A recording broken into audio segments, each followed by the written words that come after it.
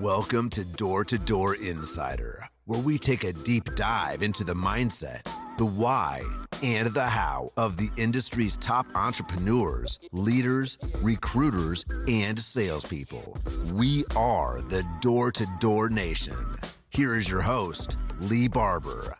Let's go. All right, gang, welcome to Door Insider. We have special guest today, Ty Williams. We're going to let Ty introduce himself. He's the SVP of Sunrun, but we'll go through a little bit of stuff with him. This is going to be our third interview. I actually flew out to California to meet with you this time. I deserved an in-person this after three, you would think. 100%. You're the most listened to. Oh, really? Followed, I think, third by your brother. Okay. Usually that's reversed, so there we go. But I've listened to your 1 point for Big Bro. Yeah, 100%. So, Ty, title, Sunrun, years in the industry. We've had you on the podcast a few times, so let's just kind of run through that so the listeners know who you are. Yeah, I'm at the point where I don't check it for accuracy anymore. So I think it's 22 years as a door-to-door. The title I prefer is door-to-door solicitor, but yeah, I'm the SVP of sales, so I run our direct-to-home sales. We have a seasonal channel, we have a year-round channel, nationwide door-to-door sales. And yeah, let's see. So let's just do it live. I started in 2004. That was my first summer, signed in 2003. So isn't it crazy that some people that are listening to that, it's like I was born in that year or whatever. Yeah. But yeah, so then this is 2025. So yeah, this would be my 22nd year. Uh-huh. Yeah, and then one of the things I remember from some of our other podcasts is you actually coined this phrase for me. I remember I said you're an OG, and you said I'm actually a triple OG. So, and that was because you're actually a purebred to the Vivint buy into Sunrun. So you've been with even before Vivint. Yeah. Yeah. So we went through Apex. Yeah. So when I started, we were Apex Alarm, APEX, and then it was right then that we were like a dealer. We started as a Monotronics dealer, and then we sort of rebranded, just like some new positioning. We were just Apex with no E, and then we got some infusion of capital, and then we rebranded as Vivint. Worked at Vivint. I was at Apex, Vivint, whatever, Smart Home for 10 years, and then branched out to Vivint Solar. But to me at the time, like Vivint Solar and Vivint were still like partner companies. They were still together. Yeah. And so then I went to Vivint Solar, then Vivint Solar broke off, went public, and then we were acquired by Sunrun in 2020. So like I've worked at different places, but I've kind of just like, it's like a home that keeps getting remodeled. Like it looks different, but it's kind of the same, you know.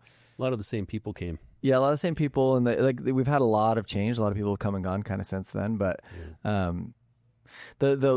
I do remind people that I have experienced it's not like I've just been in one spot. Like the transition from smart home to solar was a deliberate exit, right? Like I mean, it was a changing career path. It was a completely different org structure. It was a completely different like financial model. Required like a physical move, all that kind of stuff. And I think there's a lot of ways to get that wrong and right. But I was at Vivint Smart Home for 10 years and then made a very calculated shift 10 years in. And then I've been here for 12. What shifted your paradigm at that point? We see a lot of guys in the alarm industry, which I think now is kind of coming into its second wind after what's happened over the last 5 years in solar, where you see guys, the alarm industry is booming again. Yeah. Not that it ever died off totally, but when you see a guy that's born into alarms, a lot of the times those guys have the hardest time transitioning into solar. It's a slower sales process. It's more laborious. The doors are different. The reps are different. What was your paradigm at that time that made you shift over from alarms into solar? Yeah, it's a good question. I wish, I've thought a lot about it in retrospect, and so I don't know that I was as clear on it when it happened as, how you remember the past a little bit differently. Mm-hmm. And so I think if I can tap into remembering what I was feeling, I'd gotten to a point in my previous situation where I just knew that was as far as I go with that organization. And I love Vivint. Always have. I actually I have great relationships there. I credit door-to-door alarm sales with helping me find a lot of pieces of my identity, as far as I didn't grow up competitive or really all that developmental in a conscious way. you see seeds of it now, but I wasn't an athlete. Like I wasn't like an entrepreneur type at all. And really Vivint helped me find that. And so as as I navigated through it, it really it helped me find like corners of my personality where there was like rich soil that I could like, plant stuff in and have it grow. So when I was, I can't describe it better than I just knew that I was capped. Well, not even that I felt capped. I just knew that this is where I get off the bus. Like this is where I get off the bus. This bus has taken me to here. And it's been an amazing ride, but in order to get where I ultimately like should go, I knew I had to like change lines and then keep going. So whether it was the timing, the structure, the size of the industry, what I was actually meant to do, pieces of my like leadership that were going to develop in like a different business environment. I know what it's like to hear this and not have like an articulated like, but I just knew I was at that I was at the last stop for me there. It's a bit like having a family. Like when we were deciding like, how many kids should we have? We went longer than most people, just like I did at Vivint. I stayed for 10 years. That's longer than most people. I have 6 kids. That's like more than most people. But for a long time for my wife, it was like hard for her to know, like, we're supposed to have another one. Like, imagine not having our youngest. What would that be like? And so I always joke, this is a joke, Stace, this is a joke, but I was totally like committed through the 3rd. I was easily convinced on the 4th. I was persuaded on the 5th and not consulted on the 6th. But the joke-ish. Yeah. But the family is, it's perfect. You couldn't not have somebody in the family. Yeah. And so I remember it was like a really cool moment in our family when my wife is like really good at bringing humans to the earth. She's like, her body does it well. She finds a lot of joy in it. Like she's like really good at it. And after our 6th, she had kind of received this like kind of confirmation / satisfaction of like, okay, like this portion of life is complete. Now let's move on to the next portion, which is like kind of traveling through life with these humans. And I just remember feeling the same thing with my job. It was like, I'm super grateful this has brought me to this point, but if I want to continue to expand and grow, I think for me, it required a geographical move. I think it required like applying some of the principles that I'd learned there to a similar but different business. Yeah. And I think kind of all of that like intuition / kind of like subconscious knowledge kind of culminated there. I didn't leave in an upset moment. I wasn't trapped. I did see some writing on the wall when I had transitioned. I was in a group at the time that was kind of top heavy, and I could just see that. I was like, hey, there was kind of some like structurally our structure wasn't completely right. And so there's kind of I don't want to say there's too many senior leaders, but the 7 was intensive. Yeah, it was during that time, right? Yeah. So that group was kind of locked. Mm-hmm. And then we had a lot of senior leaders for the volume that we had. We were doing a lot of volume, but I could just kind of tell. And so I was like starting to like in my like personal kind of like strategy time or whatever, I could just sense it. And so I started to make plans. And I still remember this list. I actually wish I still had it, but it was like things to do for my career, like start there, Yeah. And I was like, well, I could just run this region. I could do that. I could transition and I could do like culture and incentives and kind of go that route. I could do training, go that route. I could, re-enter the field and do that route. And then solar was like one of the lowest on the ranking. It was very new. I mean, this was 2013. Yeah. And so completely different industry. Yeah. And so at the time, Todd Peterson, founder of Vivint, had met with the senior leadership group, and he had basically given us some vision on solar and said Goldman Sachs, who was a partner at the time, is really interested in this kind of solar space. We're going to start up a company. We need help recruiting to it. And so we'll give you guys some equity in this new business if you can recruit talent to it. That's some good equity. Yeah, it ended up being really good. It may have been nothing at the time, but it ended up being something that was like well worth the investment. And so what I started doing was I just started looking at like, and this is kind of typical to how I even recruit now, but I just made a list, like the simplest form of the idea, right? And the list was like people that would be good but won't work in alarms, And so it was like people that used to work with me that are like now their family situation didn't allow for like an intensive summer, or maybe the solar cell or the alarm cell wasn't really like tuned to their skill set, but maybe this one would. And so I just started like calling them in, and I didn't know anything about solar, and so I just bring him to Chance Allred, who I've worked with Chance for forever. He was like my first regional manager in alarms, and so I was just filtering all these people through his office. Like we were just meeting in groups and bringing them in. And so I probably sat through, I don't know, 10 recruiting meetings, and Chance is a really good recruiter, but we were talking to somebody else. And then somewhere in the mix, like the words just started to like take root, you know? And after one of our last recruiting meetings, I remember just pushing the door shut and I said, "Hey, I think I want to come to solar." And he was like, "What?" And I was like, "Yeah, it kind of sounds awesome." But again, what was happening already is I was like, I could feel like a shift, like another chapter kind of starting to form. And so it was in line with what I was looking for. And maybe I was just open to it because I was like aware of an upcoming change. And so immediately, I remember my little brother Jordan, who I'd worked with forever, was on a preseason trip, like when I had this conversation. And then Chance and my wife and I and his wife went to, I think it was like Chili's. Yeah. Yeah, not where we take top recruits. No, I've been 10 years in the industry, and I'd known Chance literally at that point for like 10 years, maybe more. We went to Chili's, whatever. But we sat there and talked. It was the only conversation we had about it. And I was like, all right, I think I'm in. By the time Jordan had gotten back from his preseason trip, we'd worked together, Jordan and I, for those 10 years. And I was like, "Hey, I think I'm going to go to solar." And he's like, "What?" Yeah. It'd be like if you came home from like a weekend trip and Misty was like, "Hey, we're moving." Yeah. You'd be like, I actually did that to her once. Really? It was the other way around. Yeah. Yeah. Yeah. So, I don't know. I think if I were to like try to articulate it, like I could tell, I always say architecture is the great unlock. I could tell the structure wasn't quite right where I was, right? Like you can sense that. And I think a lot of people can sense it, but they don't really look at it, because if that's true, that means change. And a lot of people are scared of change. One of our mantras that we're working on here with the groups that I work with is chase change. I think if you chase change is happening inevitably, right? But if you can pursue it versus like delay the inevitable, it just puts you in a position of strength. Think about I train some martial arts and stuff. So it's like, if you can strike first, you have a real advantage there. If you can like notice change, pursue it, be like on your front foot when change happens, you can generally ride momentum, right? And so I could tell that the structure wasn't right.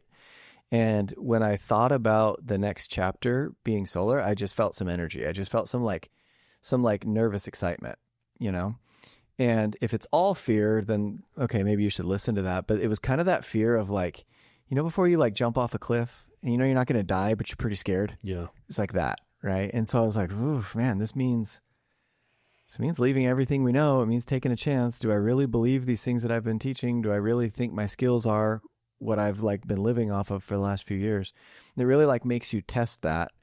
But then once you do it, that nervous energy turns into like confidence again. And it turns into like, it kind of like strengthens some of the positive things that you have. And it then it becomes magnetic. Yeah. It helps other people that are maybe scared to jump. After they see someone jump, they're like, "Oh, maybe I can do that." And maybe I can, you know what I mean? And so it got me in that like growth cycle again, to where it's like, it's part of becoming too, though, right? It's part of why you are. I think a lot of, I really resonate with a lot of what you're saying. Misty and I personally have gone through it. I've seen so many people go through it, where you have to come to a point where, and you almost want, it's like fighting or training martial arts. You train and train and train, and eventually you're like, I actually, want to get in the ring and test my skills. And it's a scary thing, but that's, life is, it's a good fight, right? And it's, I really believe in life happening for you, but you get to a point where, so I really resonate with what you're saying, because you want to get in and test your skills, but later those are the things that you look back on, I think, in the review mirror, when, you feel daunted, or you feel anxiety, or you feel fear. When you build those things up constantly in your life, eventually you have, a really good history that you can base your future decisions on, to say, when I'm scared and I do things and I do apply myself and I do put my full effort into it, I'm confident in my ability to do it because I've executed before. So I love that because I really resonate with what you're saying. Yeah. And I think, I think maybe another thing that I had noticed is at the time we had a new senior leader come into the company. He was kind of making some changes. And I think having a fresh set of eyes on an organization is incredibly valuable. And so he was coming in and, one of the former owners had exited, and I could just see kind of, there's some change kind of brewing there. Right. And so one thing is I had gotten kind of like, I'd overheard a conversation, or he was talking to me, and he kind of like lumped the whole group that I was a part of together. And he was like, yeah, well, a lot of the groups, like, they're like kind of tired and they don't want to knock anymore. And, they've kind of like, they've done that. And I remember thinking like, stop, that's not me. I'm not tired. I'm I was a regional manager, but I'd sold 100 personally the year before. Like I didn't feel tired. I actually didn't feel like I didn't feel like my climbing journey was like over, And I actually remember correcting him and being like, hey, I'm not tired. Like I actually I'm kind of looking for more. Like I'm feeling a little like eagerly unsatisfied, Yeah. And so when the thing that I see often in the industry is if you don't reinvent and if you don't evolve, you do become obsolete. And eventually, if you don't continuously like learn and add value and are connected to like the front lines of the business, you eventually become a tax, right? Like you sit on top of an org and then people can't move if you're sitting on the org. And so, one of the best examples of that I ever saw was David Bywater. Do you know David? I do. I don't, not personally, but I'm familiar. Yeah. David's he's a level 5 leader, right? Like just the embodiment of principles. And I don't think he's ever done a dishonest thing, And so you have the right leaders at the right time in your life. And David was the right leader at the right time for me because I learned this example of he came in, he was the CEO. He didn't ask for the job, but he was appointed the role to come in at a kind of a turbulent time, and he fixes companies. That's what he does. He was with Bain Capital before. He's worked with these groups that'll identify things in businesses that need to get fixed. He'll repair them and then generally leave them in a better place and move on. Right? He doesn't sit on them for 25 years. Right? And so when he had come in, he had identified. It was cool to watch his method because what he did is the first thing he did was he interviewed all of the important people in the company. And he basically said, hey, I have a lot of experience running businesses, but I've never run this business. So I have some principles. They think I'm the one for the job, but be patient with me because I'm learning. And so immediately I was like, okay, you sound very competent and very humble. It was like the perfect mix. And then he's like, talk to me about the company, talk to me about what's going well, talk to me about the issues that you see. And he just kind of listened. And he called me back in a couple of weeks. And he flipped the whiteboard and he's like, okay, I've talked to, everybody that would talk to me and I've made a list of priorities. And what do you think of this list? And there was 10 things on the whiteboard. And I was like, yeah, honestly, that's the right list in the right order. And so after that, we just went to work fixing those things for a couple of years, right? And we just the unsexy stuff, like figuring out how to streamline ops, figuring out how to align comp, figuring out how to do certain pieces of the puzzle just like the unsexy stuff, And then at the end of his tenure as CEO, he called and he said, hey, we're merging with Sunrun. And I'd come to trust him so much at this point where I just said to him, I was like, David, is this a good thing or is this a bad thing? He said, it's a good thing. And I was like, cool, then I'm in. I'd competed against Sunrun for years. Yeah. Right. And when a man of that, that trust and that, I just seen him operate in every facet of his life, from with his family to his friends, to his business, to his former business partners, to other people in the community, to my interactions, to the interactions with the people that report to me. And he's just he is who he is all the time. And so when he said it's a good thing, I was like, okay, I'll change my shirt. I'll change from orange to blue. Because I'm sure it's fine. And then he exited, he left, and we were in a better position. It wasn't what are we going to do without David? It was hey, that you guys are all set up for the next chapter. My work here is done. And then he left. And then the fire could breathe. And so other people came into the organization that were now we have Mary Powell, who's our CEO, who's like the CEO that I need right now. Like, she is the person that I need for my development in that position and that the business needs. And then my position increased and everybody's position below me increased. And then our spans, we expanded. And so that's how you do it. And so I don't know. I'm back to that conversation, and even like the way we run our org now, like you just met Dave in the other room. So Dave Madsen has like almost 2,000 personal installs. He is an animal.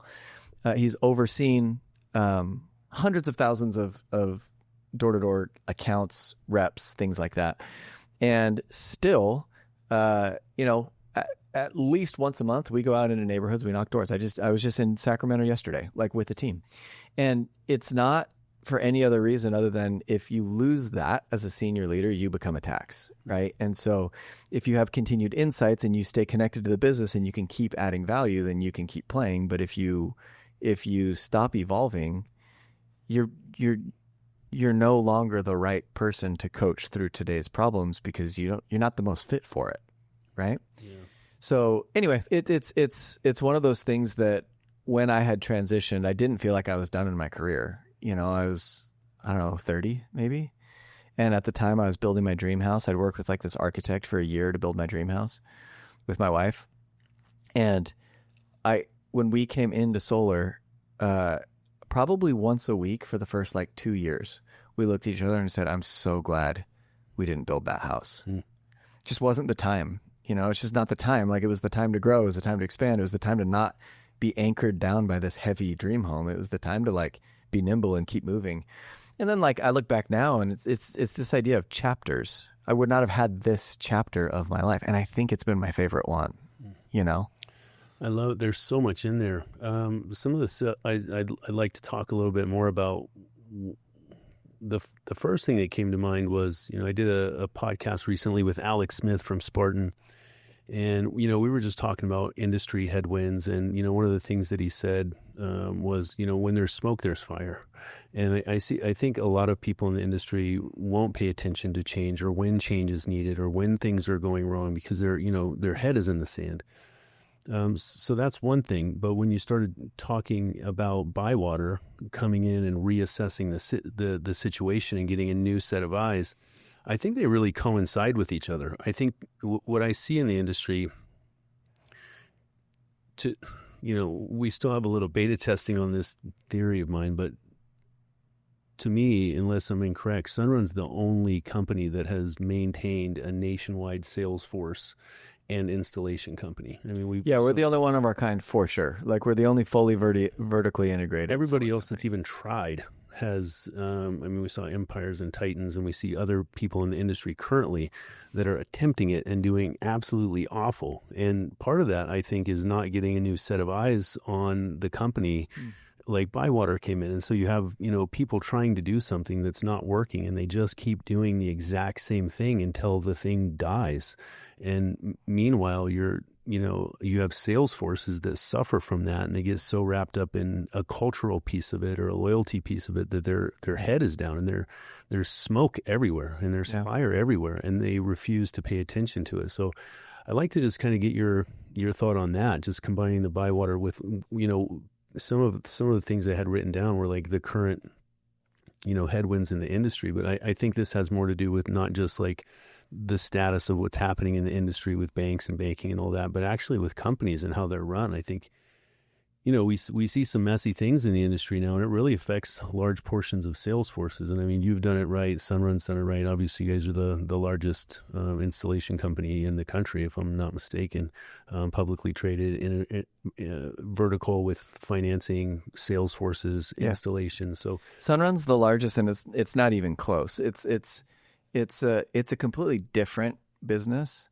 which honestly, it's why I work there. Like, I work wherever. We work wherever we want, right? Like, it's not like I have a contract that makes me work somewhere. But I think that there's a couple things that stand out from what you were talking about. First of all, I kind of closed the chapter on David.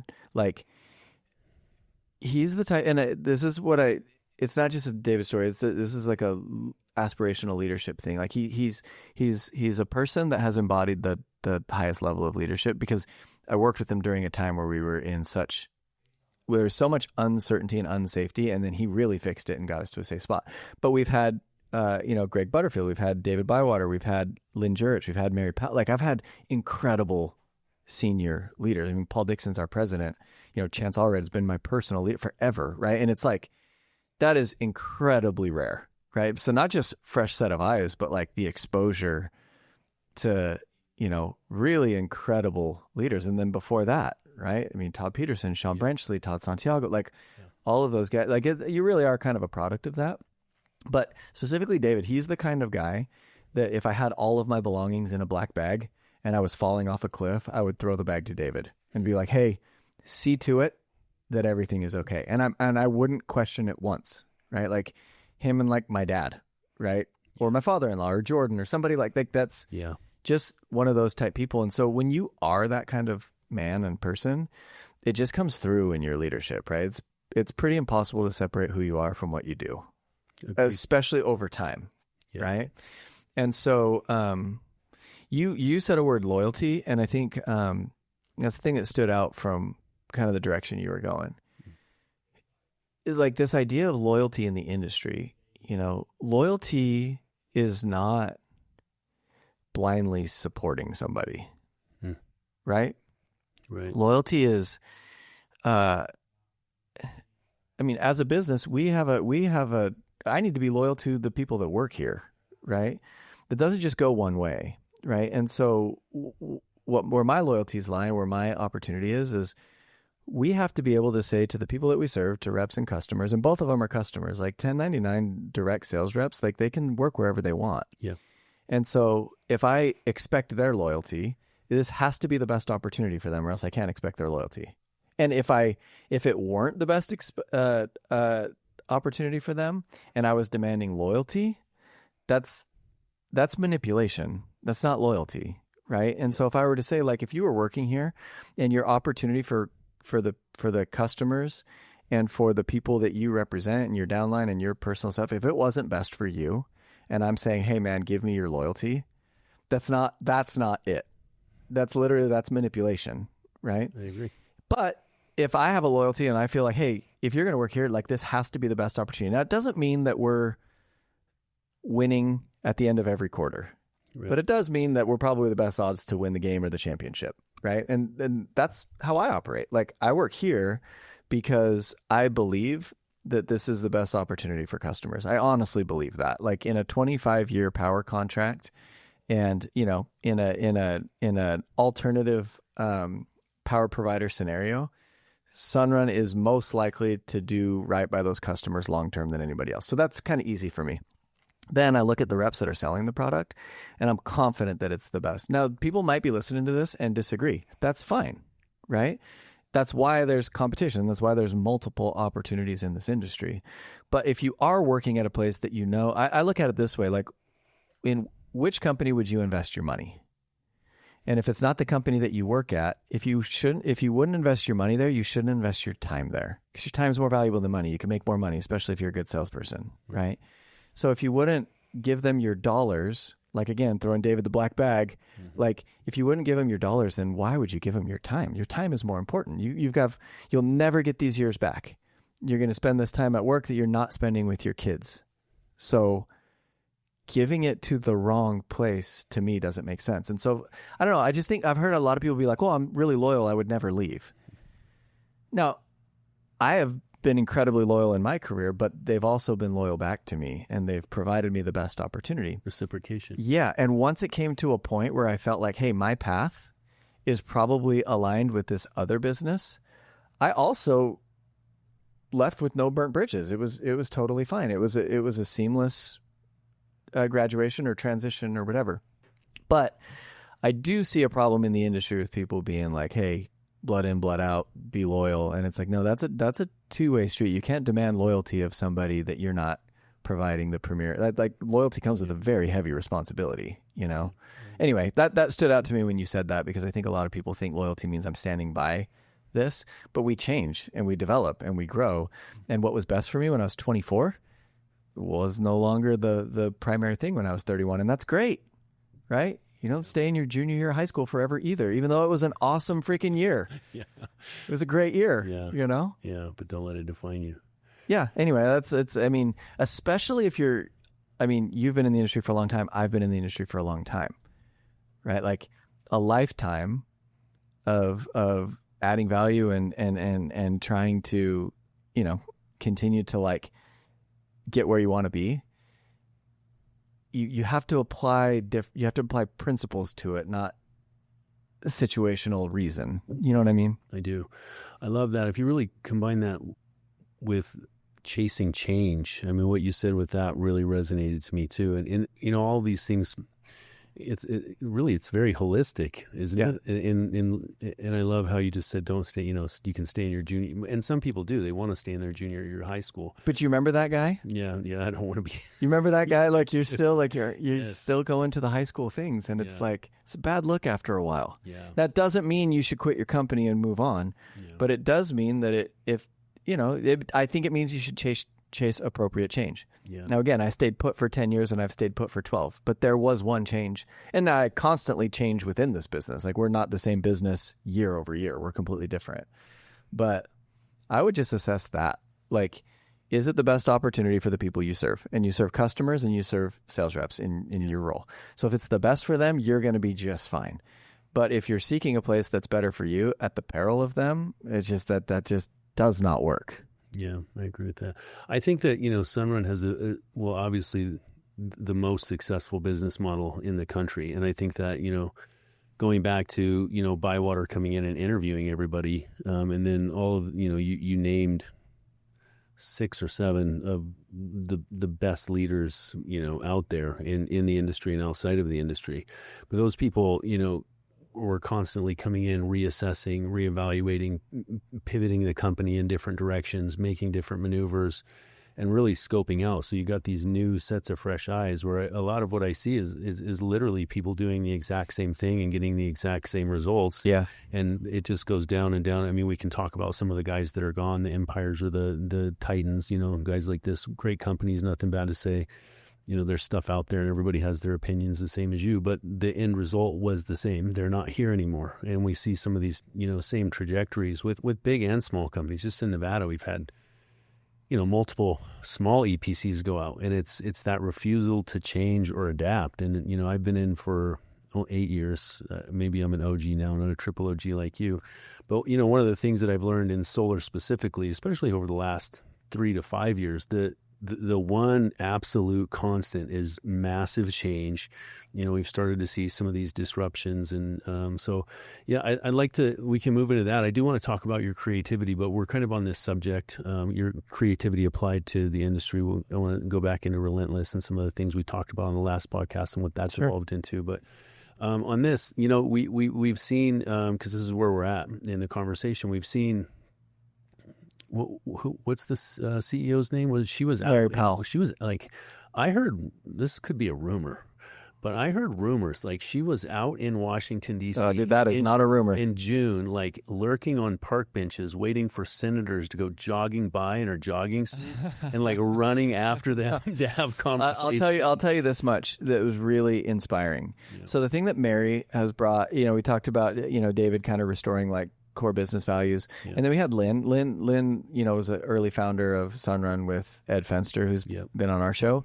But meeting Lynn, it was cool because like just being like the first day I met her, I was like, you've done work. Like I can just tell she has done work on herself. Like she has evolved as a person, as a leader. It's very apparent. It's really cool.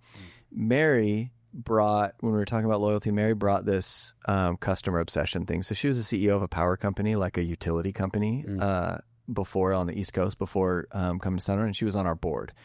And her utility company, like all of the utility subscribers were like raving fans. It was like the highest rated, and nobody likes their utility company. But dude, she was doing things, talk about chasing change. She was doing things like she got on the front foot and like encouraged batteries and solar and green energy, which still no utility company CEO does that. Right. And so, she's like the perfect mix of like heart and grit, because she she's the type of person you feel comfortable giving a hug and texting her when you're having a problem, but she will make sure you are on your stuff. Like if you're in a meeting and you don't know your numbers or you don't have a strategy, that's like very quickly you see that it's not that she just demands excellence out of people, but she's so reachable. She is the best infusion of heart and like executive ability that I've ever seen. So when it comes down to the big, beautiful bill, the thing that Mary brought to the business is Mary refocused us on the customer. She literally said, and again, with her background, she said, if we are going to live and die by customer satisfaction. So she demands customer obsession. So a lot of people don't know this, but there's probably 100 and something people on our like ELT, like our executive leadership team. It's a big company. Yeah. I mean, there's 5 sales channels and then there's a whole ops channel and there's like compliance and legal and finance and project finance. And like, there's 13,500 people that work at Sunrun. It's a lot. Yeah. And so there's 100 people. And I think Chance put this program together, but every month, all 100 people personally from our cell phones call 10 customers and check in on them. I have to do it every month. So we call 1,000 customers. Like the CEO dials up and is like, hey, Lee, this is Mary. Just checking on you. It's been about a year since your system was I mean, imagine like 13,000. That's like a massive company. Imagine if you bought like some like liquid death water and the CEO called you up, or you're staying in an Airbnb and the CEO calls you up and says, I just want to make sure you're having a good experience. But it's like just part of our culture, right? And so when the big, beautiful bill happened, she's deeply connected to people because of her broad like business. I mean, she was in finance before, ran a utility, and now runs it. So she's like deeply, deeply connected. And she also knows how to like connect people with the heart of an issue. So it's not about politicking, and it's not about, hey, like help me out with this. It's, hey, let me help you understand like what our business does and the people that we serve, and these are people in your district and how it's going to impact them. And so I don't think she was in a jogging suit running people down. That's cool if that's the rumor. But I can promise you that we were the only company in those closed door meetings. I was next to Paul Dixon as he was having conversations with people that were in those voting rooms, like making it happen. And it's because, dude, this is there's a lot of people that work here and we have 1 million customers, and what we do next, and the American like dependency on the kind of energy that we have and the limit of new energy that we're creating, where it puts us in like the world of like global superpowers, like energy plays a role there. And so, yeah, dude, talk about leading from the front. She pretty much lived in DC and she was in those meetings, and she was like, I wouldn't even say leveraging her relationships, but she was doing exactly what a high level CEO should be doing. She entrusted people to run the business. We tried to keep it on the rails and run the business really well so that she could be out like telling the story and opening doors for us. And it is the difference. We would not have had the outcome that we had industry wide had she and her team not done that work. So look at that. It's like inspiring. And it's like, she's a woman that's been very successful. She would probably like to be at home on her ranch or her beachside home on the weekend with her husband or with her daughter. And instead, she's knocking doors in DC. She's doing that work. And, talk about loyalty, right? Like 15,000 people that depend on her and 1 million customers, right? And so she's out doing the work that you'd expect her to do. And now it's like, okay, well, who else are you going to work for? Like, that's who I work for. You know what I mean? At that point, it was almost the entire industry. I mean, I think it was, a little bit in jest. I actually, I don't know if they were joking, but the vibe that I got from talking to, multiple high level people, that she was in there with her boxing gloves on. And it was really, I mean, from my perspective, I don't work for Run. But from my perspective, she was fighting for the entire industry, and so there was, there's a lot in there. So we have a really good policy team. Like it also shows like, the company is built for it's built for all weather, right? Like a lot of the industry is built for a certain kind of weather, where it's like, hey, if interest rates stay low, and other people don't learn about the rest of the opportunity, and customers don't talk to any other people, we can probably like make some money for the next year or two, right? Back to architecture, like how the system and the company is structured will tell you a lot, right? We can come back to that later if you want. But then when you look at how our company is built, it's like, yeah, we're probably not the fastest to pivot and change directions, but that's also appropriate, right? Like if you're a big established company with a lot of people that depend on you, you have a lot to gain, but you have a lot to lose. And so you have that responsibility, right? It's almost like I take different risks as a father of 6 than I did before I had kids. And that's probably appropriate, right? And so, we had a policy team that we were getting daily updates that said, this is how it's leaning. This is what it means. This is what you can inform your people. We were getting talk tracks because all the reps wanted to know. Everybody wanted to know like what was going to happen. So we were getting these like daily downloads from people that were in the policy rooms, right? And then you had like, Paul Dixon making all sorts of new like political contacts. And now he's like, we just had a meeting at the headquarters with one of these, congressmen that now are like really integrated in our business. They're just like doing that kind of work. And so it's an organization that it's weatherproof, right? It has like, that was kind of a difficult thing to weather, but that's we weather difficult things constantly.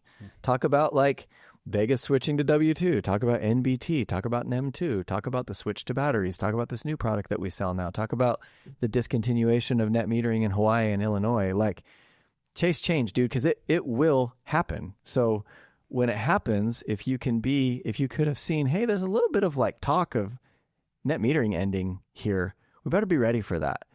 Or you could just wait to get hit in the face with it. Yeah. You know what I mean? And so, we're a big org, but also like I like to know that when the weather changes, all of a sudden we're like, policy team, deploy.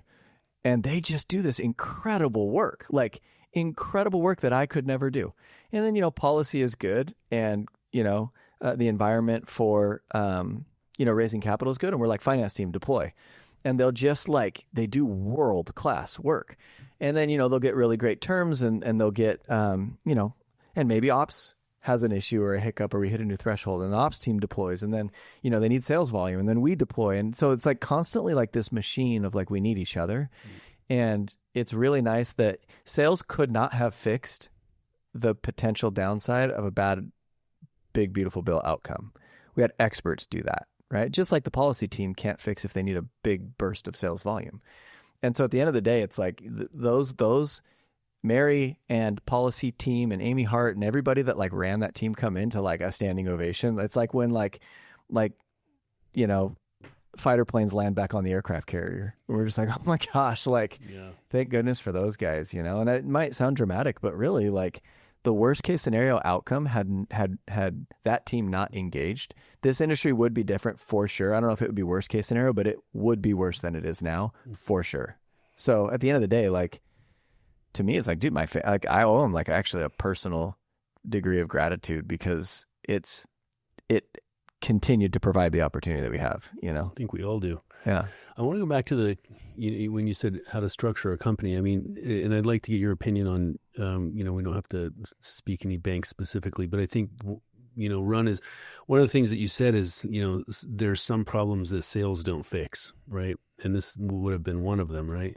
If a bill would have changed for the negative, it would have been very dramatic. But I think, we see, from where I'm positioned, which is, I have a much lower perspective of it than you, but, Run has they're creating their own tranches. They have their own financing. So it's in-house financing. They have their own installation teams and all the different departments. They own sales teams. They have their own technology. So they're positioned a little bit different.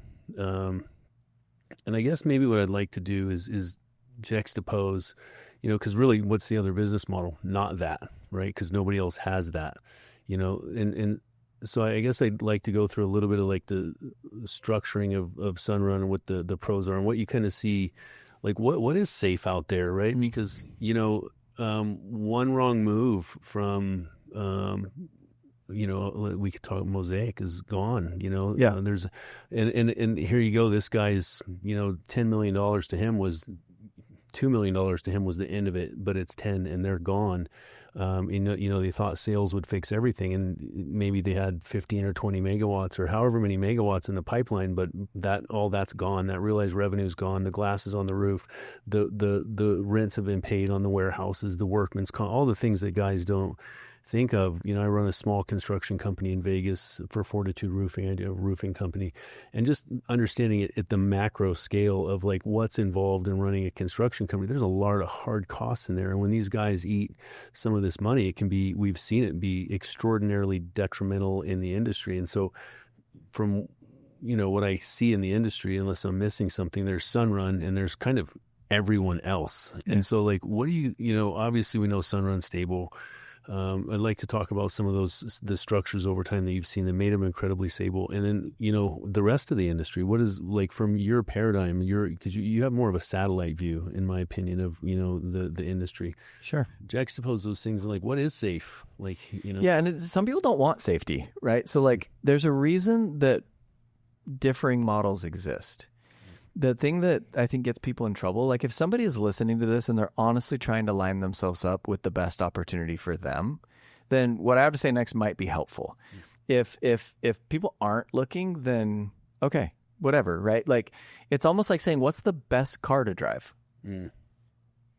Right? Like it really depends on what you want, right? Like, and it's such like a cliche answer, but some people say, oh, this is the safest car. And they're like, I don't want a safe car. I want a sport bike. Yeah. Like I want to go fast, and so it's like, it really does depend on what you want. And so, I think the best thing that senior leaders at companies can do, or people that are like attracting talent to them, is understand who you are and who you're catering to. Right. And marketing does this really well, right? Porsche isn't trying to sell their cars in, traditional like homemaking magazines and stuff like that. They'll be in like the DuPont registry, like they know who their customer is. They know what their car is good for, and they're targeting those people. But they don't go to Hyundai and say, hey, that car sucks. It's like, we're not even talking about the same thing, right? And if I'm buying a car for my 16-year-old, Hyundai makes a lot more sense, right? So it just depends on what you want. So here's the difference. Sunrun was built in a different time. We created the PPA in 2007. So that was created by Lynn Jurich and Ed Fenster in a Harvard business class, and they did a deep study of a lot of different industries and places where they could be, and they identified an opportunity. And they identified an opportunity in this complicated tax code that gave credits to people that owned and created like renewable energy. So like through all their research, they said right there, that's interesting. I didn't know that. So they were the birth of the PPA. Yeah, they started it in 2007. Yeah. Wow. So they basically, what they did is they figured out how to take complicated tax code and turn it into a service, solar as a service, where you don't have to pay for equipment and stuff. You can just pay for your power as a service. Now, the old PPA, it's funny because, and props to Lynn, put on the polo, went to home shows and sold the first PPA. So the first PPA was actually sold by Lynn, who was the founder, who was later, like CEO forever. Yeah. And, just awesome story. So they developed the PPA, and at that time, they were figuring out the best way to like grow the business and deploy it. Right.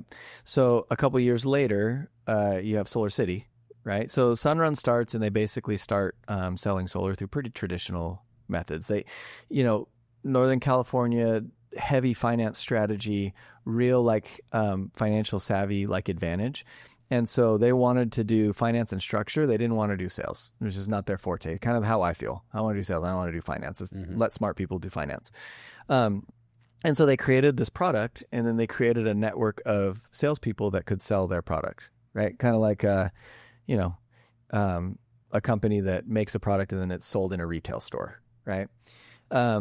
Then there was Solar City, who basically said, hey, we're going to like copy that model. We're going to evolve it maybe a little bit. And then they sold through really traditional methods, big box stores. They scaled out a pretty good phone room. Yeah. That's right. Like if you were to ask people like that, how do you sell stuff? Like, oh, well, you get into a store and you network, and then you whatever. So Sunrun, pretty much dealer model, Solar City, kind of traditional sales. And then there was Vivint Solar, 2011, right? So we came third. And at the time, all of those companies were structured pretty similarly. But think about the year, right? So it's we're raising money for this. No, there's not a Goliath. Financial crisis also going. Financial crisis going on. That's right. So, and we're coming out of it. By the time Sunrun was into it, we're 2011. So we're starting like money's flowing and like people are investing. So that means that Vivint Solar was basically the birth of solar door knocking? Yeah. We were door to door. So so Goldman Sachs basically came to Vivint at that time and said, hey, there's this industry emerging. Wow. There's a lot of white space there. We think you could deploy your tactics into a product with a higher price point and longer contract value. And so we're like, cool, let's try it. So then you have like early guys going out and, debatable who knocked the first door between Jeremy Long and Dan Reed, like going out there and like knocking those doors. But New Jersey was where the first PPA was sold through Vivint Solar. And so basically but all of those companies, there wasn't like, think about like Google and Yahoo, like relatively close, right? When they're starting out, like Microsoft and Apple, like relatively close. But you probably wouldn't try to start a search engine today because Google would either buy you or eliminate you, right? And so we're in a different time. So at the time, those three companies took off and were racing, and eventually Solar City just went out of business, right? And we can talk about why, but they went out of business. Yep. And then eventually, Sunrun, who said, hey, we have a really good product and really good financial strength and a really good like dealer network.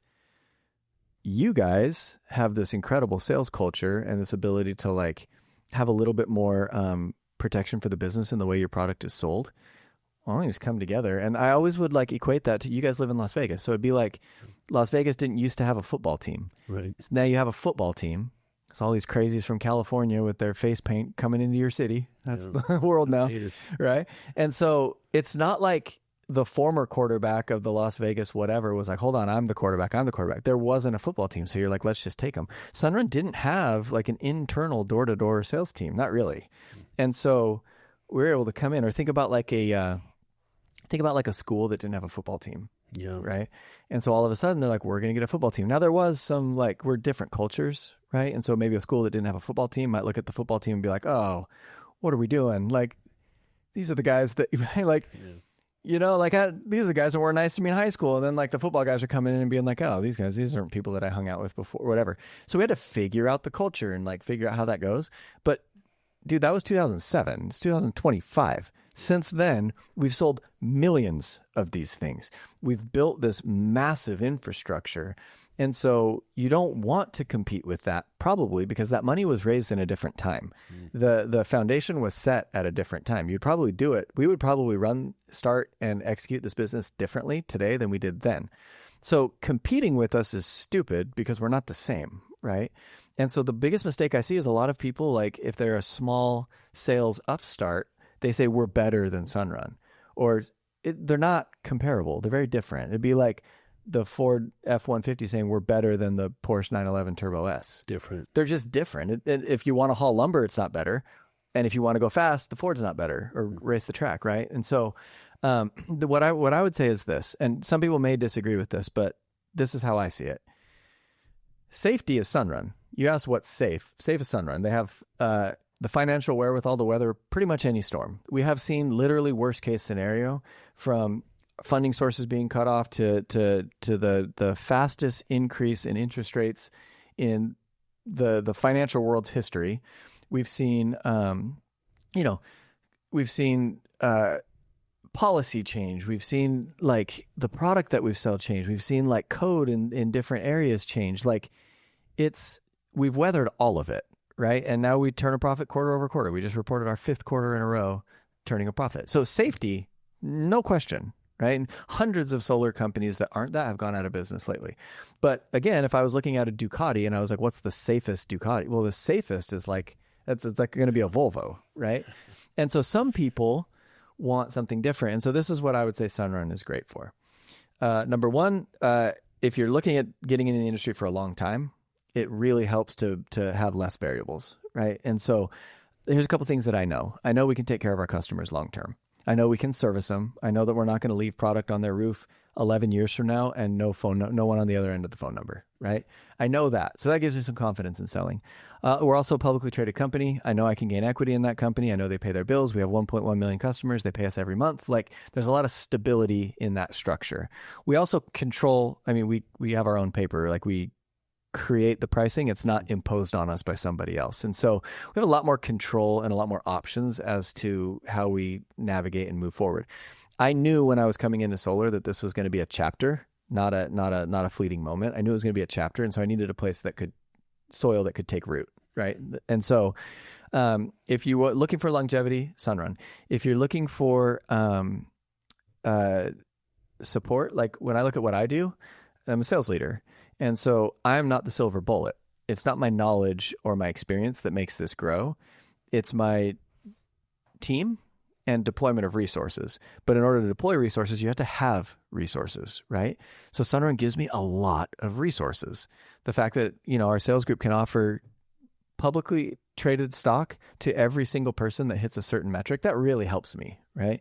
The fact that we have these new bonuses to help reps. We have bonuses to help new reps get their footing under them. That really helps me. We have these really exciting trips that we take. We have these really dynamic contests. We have these really cool partnerships with Nike and Carhartt and Lululemon and all these. It helps me, right? And so if you want to build big teams and have a lot of support, I would say Sunrun. Now, if you are a short term, like if you're just thinking like, hey, I'm just going to get in this just for a second, and the most important thing to you is maybe pay per kilowatt. Well, getting pay per kilowatt means you forego a lot of program stuff. If you're an independent lone wolf that's short term, we run a dealer program. We have a whole channel for it. There's a reason we do it. It's good, right? It's just, if you want to haul lumber, don't buy a Porsche, right? And so it's, if you want to, collect the full stack, change with the times, and constantly pivot to whoever's paying the most per kilowatt that morning, we are not your bag, right? We generally put you focus on, longevity and sustainability and what's going to be best. Now, we also have a lot of support that comes with that longevity. I mean, we have customer experience agents that literally will manage your pipeline for you, right? That really helps.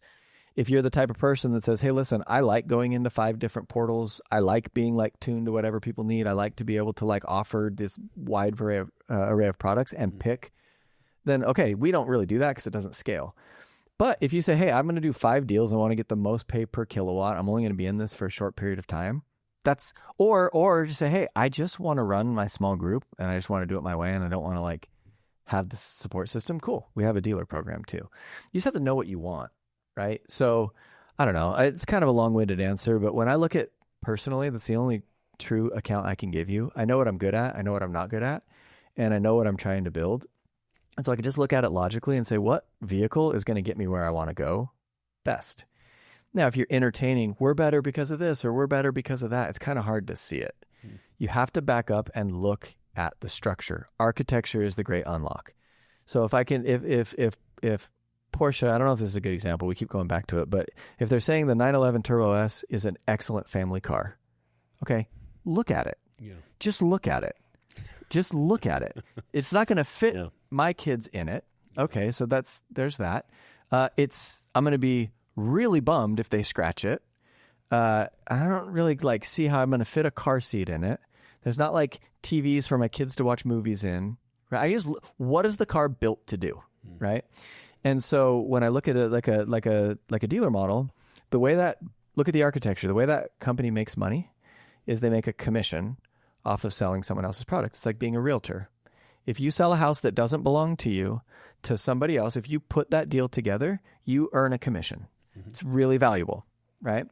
But that's different than being a real estate investor. Those are 2 different jobs. Now, there's a lot of realtors that don't want to be real estate investors, and that's great. But then if you want to be a real estate investor, how do they make money? They make money by monthly residuals and hopefully owning an appreciating asset over time, right? So if you're a real estate investor and I'm a realtor, we can both say that we're in real estate, but it's not the same thing. And so if I say, should I be a real estate investor or should I be a realtor? The first question should be, well, what do you want? And if I say, I'm trying to get enough commission to start a business, well, then you shouldn't spend all your cash purchasing single family rentals because that is a long game. It doesn't sound like this is what you want.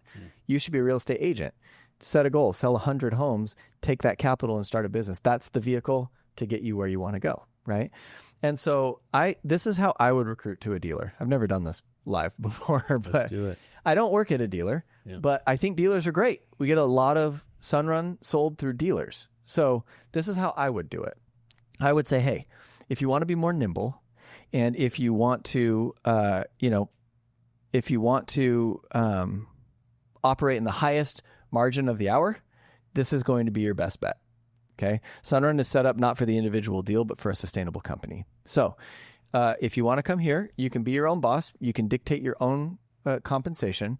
You can operate incredibly fast. Heads up, you're not going to get much program support because the money that we would invest in program support, we're giving to you. Heads up, we could sell to a large entity. Heads up, it's also unlikely. especially given today's current market. You have to know that, right? Companies are not getting purchased for really high multiples right now. We have had some get purchased. So there's a chance of it. So if you're an entrepreneur and we say, hey, there is a chance you could have an exit, it's unlikely. Well, door-to-door people hear that all the time. There is a chance if you go out and knock doors, you could sell. Heads up, you're not going to sell everybody that you knock, and you might have to knock a lot of doors. We're like, that's fine, I'll take the risk, right? Yeah. But that's what I would say is if you want to be nimble, if you want to have a little bit more autonomy, and if you want to take on some risk, this is a good path for you. Now, if you want to build longevity, if you want to provide the actual best long-term solution for reps and customers, I actually think this is your path. We're going to move a little bit slower sometimes. We're not going to chase every trend. I always say there's nothing that a dealer can do that we can't do. There are things that they will do that we won't do. Right. And so you just have to think about that, right? Like, yeah. And so I think that it lines people up with the right opportunities. But if I were to say, listen to somebody that's like, hey, come be a real estate investor. Hey, come be a realtor. I'm like, oh, which one's better? Depends. I like this. So one of the I vibe with this a lot. I mean, so one of the things I wanted to lead into was, so Ed Milet does this speech, and he talks about becoming the one in your family, right? And so there's this perseverance of like making change, making a headway in your own life, and it really is like personal change, personal evolution.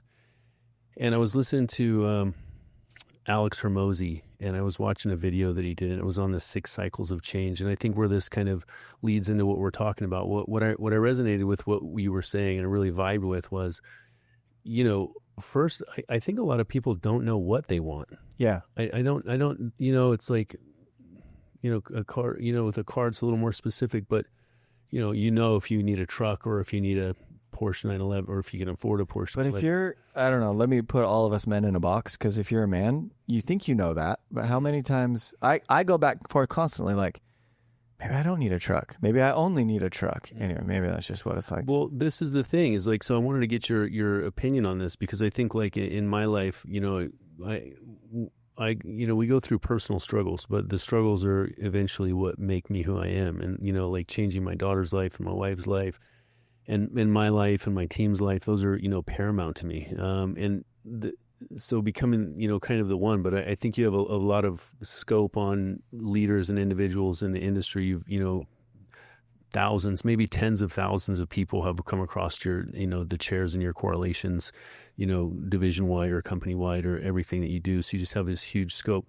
One of the things I heard was, so it was this 6 cycles of change. When people come in, is they have this kind of uninformed optimism, and this can be with anything. They're like, oh, that looks easy. We'll see this with a setter watching a closer. We'll see it with a closer watching a district manager. We'll see it with the district manager watching a regional. The job looks easy, from my seat. Yeah, it's also easy. Like, it looks easy to catch a football in an NFL game too. It does.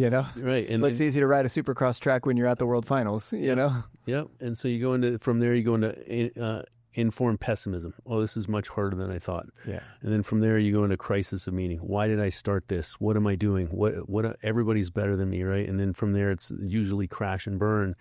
And what I've seen in my life and from my parents, that's when people go back and they'll start again and they'll say, Ty runs he has an online marketing store. That looks easy. I should do that. Right. And then, but if you don't do the crash and burn and you continue through and you dig through those hard times and you take the losses and you take the anxiety and the financial fears, you start to get into what's informed optimism. And then after informed optimism starts to come success. And so some of the things, and just to,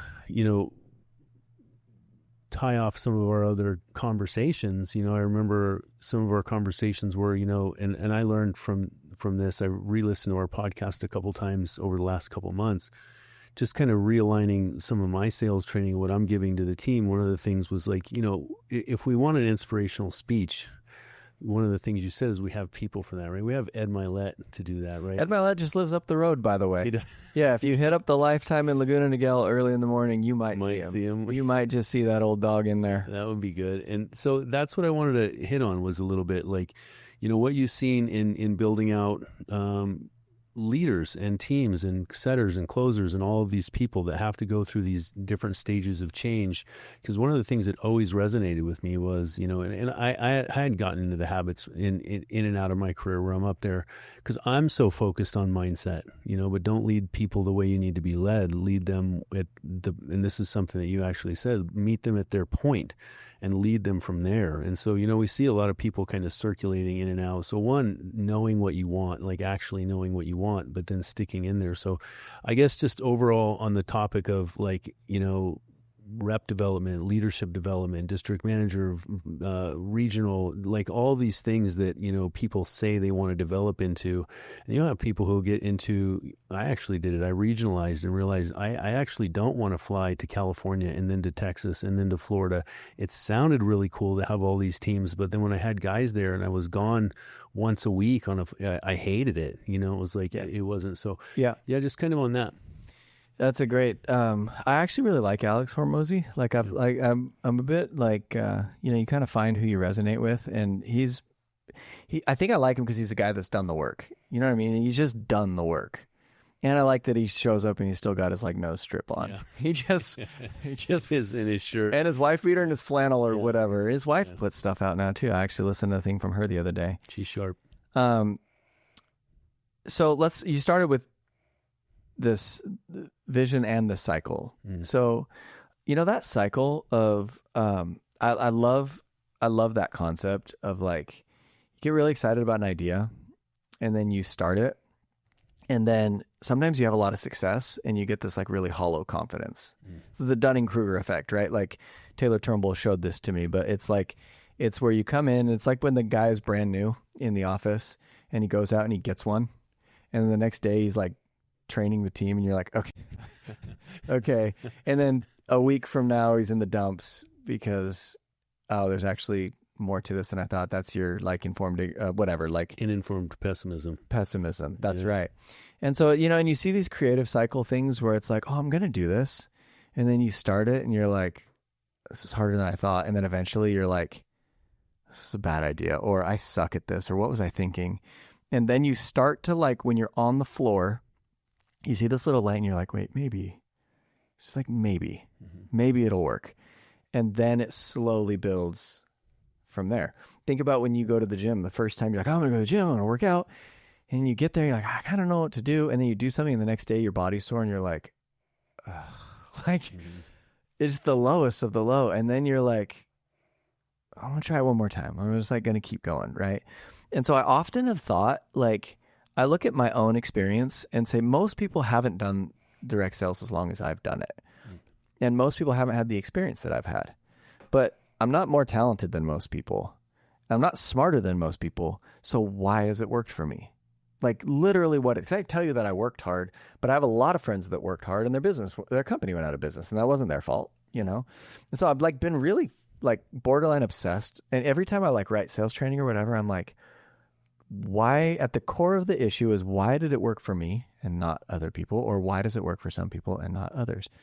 And so there's a couple things that I see in my own journey that are, I don't know if they're unique, but they're true.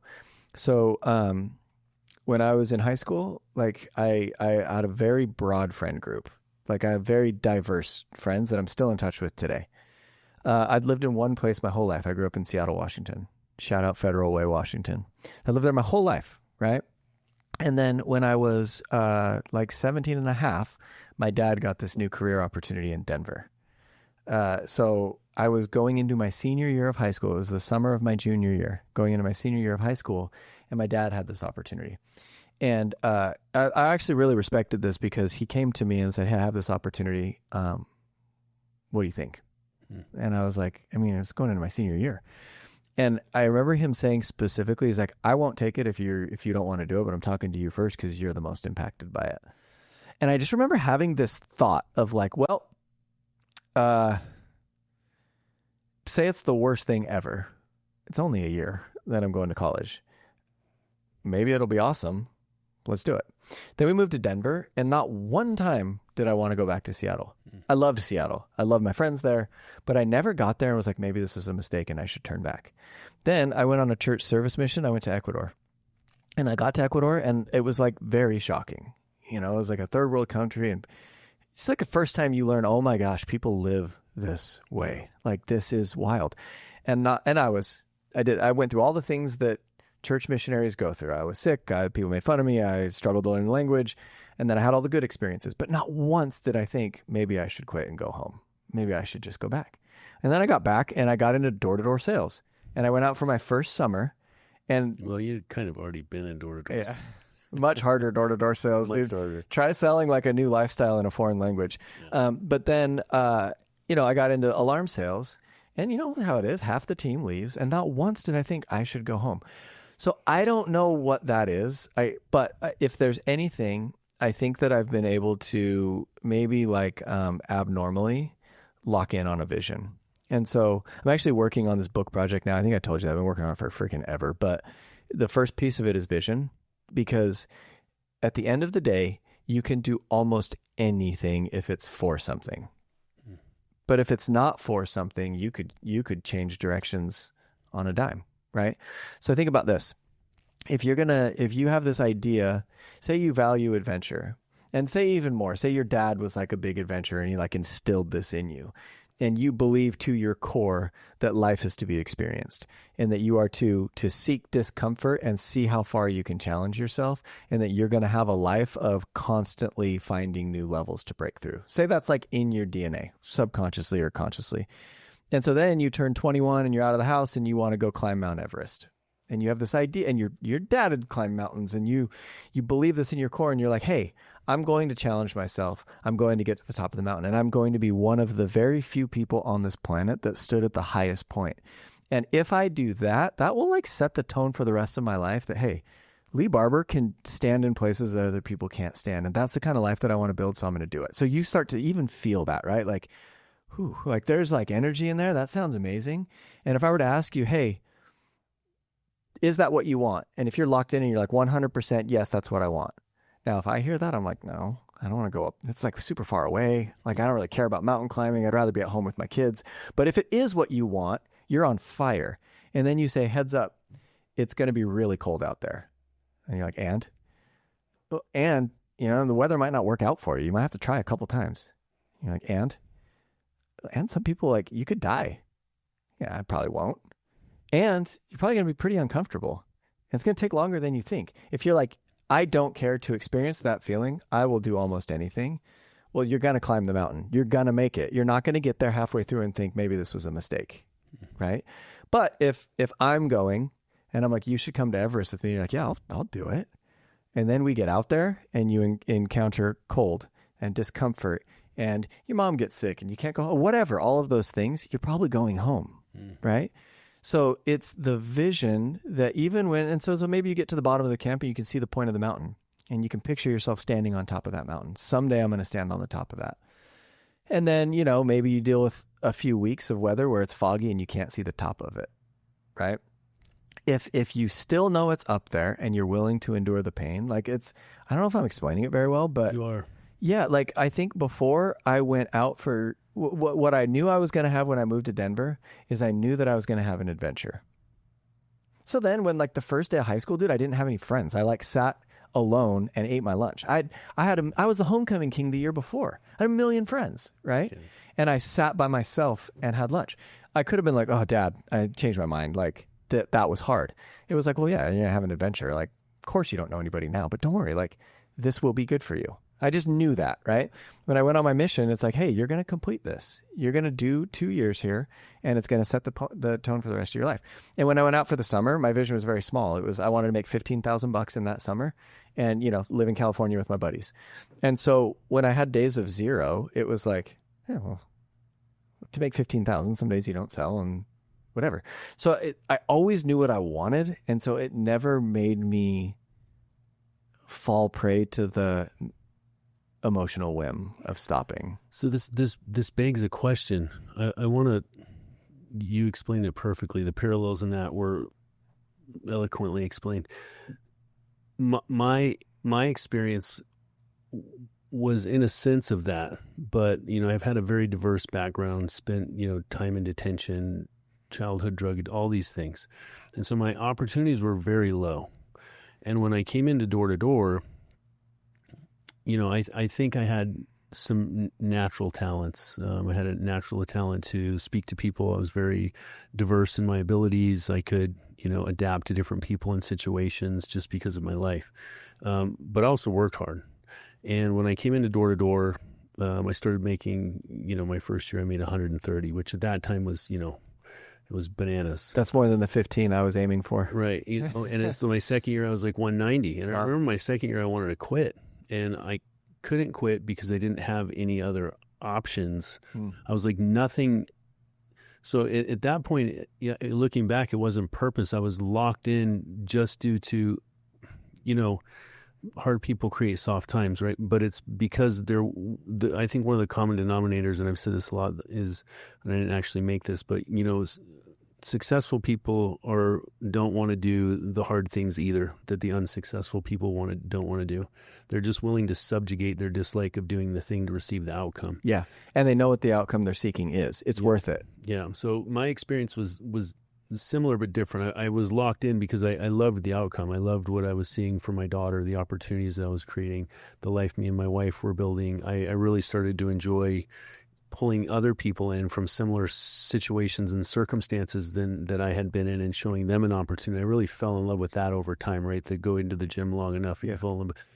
The question that, what we're talking about here begs, and like, can it be taught? Because we see so many people that come in and they have these potentials or these, some people can sing, some people can draw, some people have natural gifts, some people acclimate to the doors and to hard things, the gift to gab or their ability to maneuver through a conversation or just intrinsically understand metaverbal or pick up on training faster. Or they just do a little bit more homework. And those things are all great, but at the end of the day, it's grit and it's hard work and it's staying in the thing. What you're talking about is having that ingrained vision or that thing that locks you into that. And if it's not a core fundamental, and I've seen so many people pass through, is it something that you've seen people be able to adapt to or change or ingrain in themselves? And like, how have you seen people find that? That's a great question. You could tell I was like jumping down the mic to say yes on that one. Mm-hmm. There's certain things that I've asked myself, like, can this be taught? I know vision can be taught. In fact, there was one time that I wanted to quit this industry, and it was the time I lost vision. I was doing it for the money. And you can hang on to that for a couple of years, but after that, like they can't pay you enough, and it's not worth it. Is that when you felt creatively stifled? Yeah, it was just when I was literally like, if I were to diagnose myself in 2010 was the year, it was like I didn't have a vision. It's like, why am I on this mountain? It's all cold. So I make it to the top. Then what? Like that's kind of how my brain was, and so I got a new vision, and that's held me ever since. Here's why I think that it can be taught. I used to think meditation was like quieting your mind, like forcing that thing quiet. That's why meditation for me is so hard. I have a very busy brain. Most people think it is that. Yeah. And it's not. Yeah. And as I've learned, it's like, it's like the thing, try not to think about whatever, And so it's like quiet mind, don't have a thought. And it's just hard. Really what it is like sitting in quiet observance, realizing like, I had that thought, no opinion about it. It just, that happened. Fact, right? And so with most people start and they don't have a second of like quiet observation. Just before you start running up that mountain, stop, look around, take a breath. Like Jocko says this, like in a combat situation, like look around, make a call. Don't just start shooting, like look around, make a call. And so if you have here's why I think it can be learned. If you're excited about an idea, right, there's energy in it. Energy are the building blocks of creation, right? You break down a molecule, an atom, to the very, very, very smallest form, and what you will find is energy. And you can't kill it, right? You literally, like, you can cremate a body, and the energy released from the carbon will release into the atmosphere, and it will live there forever. You cannot kill energy. Right? So energy is the core building blocks of any kind of creative endeavor. They're the raw materials that you use to build with. And so if you, with your background, someone says, hey, you can build a life that gives you a lot of options and there's no limit to your income, even with your past, but it's going to be really hard.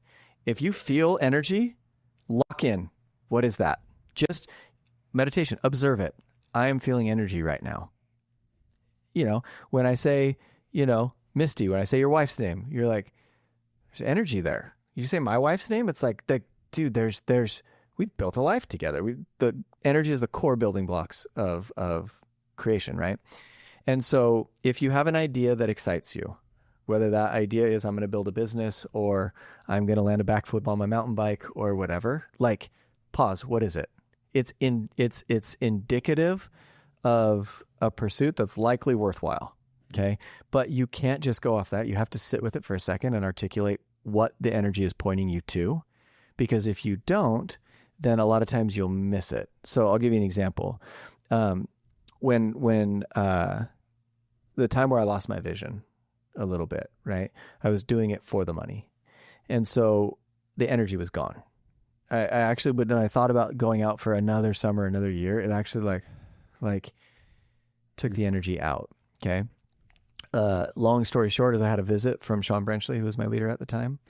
And he gave me 3 pieces of advice. And really what he did is he just kind of like reached into my chest and like sparked it again. He just like sparked that energy.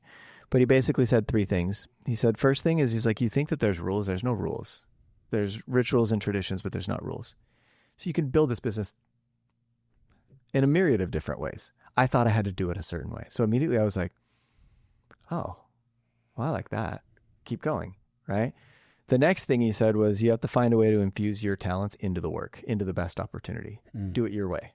There's never been a Lee Barber before. There's never been one, right? With your exact biological makeup, with your, ancestral line, with your experiences, with your thought processes, with the person that there's never been one, right? So you can't do the job the way that I've done it because you're not me and I'm not you. And even if you were, the time is now different and different and different, right? So you're a one of one. So you have to find a way to infuse your ability into the job. That was number 2. So now my energy is like starting to like go. And then he says, and number 3, you have to beat everybody so badly that there's no question why you're in that position. And I was like, I'm back. Like, and so then I started thinking like, what does this mean? And I started creating. That's where Relentless came from. And so I think if the first thing to do when you're trying to find your vision, start with the energy. Where is it? And a lot of times people that have lost their vision, it's like, Ty, why did you start doing this job in the first place?